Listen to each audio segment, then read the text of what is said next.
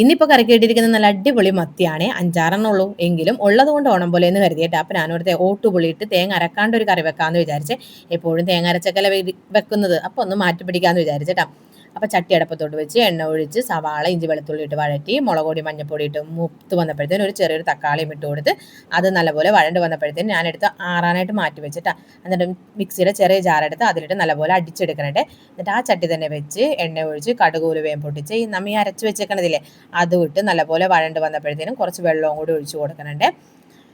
എന്നിട്ട് ഞാൻ 2 ഷോട്ടുപുളി എടുത്ത് മാറ്റി വെച്ചിട്ടുണ്ടായിരുന്നു, അതും ഇട്ട് കൊടുത്തിട്ട് എന്നിട്ട് പച്ചമുളകും വേപ്പിലയും ഇട്ട് കൊടുത്ത് നമ്മൾ മുറിച്ച് വെച്ചേക്കണം മത്തിയും അതിലേക്ക് ഇട്ട് കൊടുക്കണേ.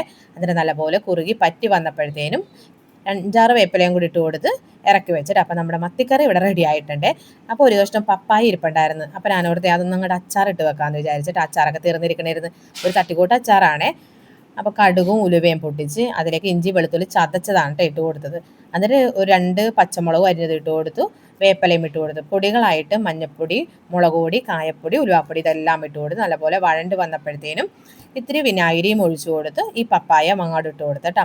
അപ്പോൾ അധികം വേവിച്ചെടുത്തില്ല കേട്ടോ, ഒരു മീഡിയം ടൈപ്പ് വേവായപ്പോഴത്തേനും ഇറക്കി വെച്ചായിരുന്നേ. അപ്പം നമ്മുടെ പപ്പായ അച്ചാറ് റെഡി ആയിട്ടുണ്ട്.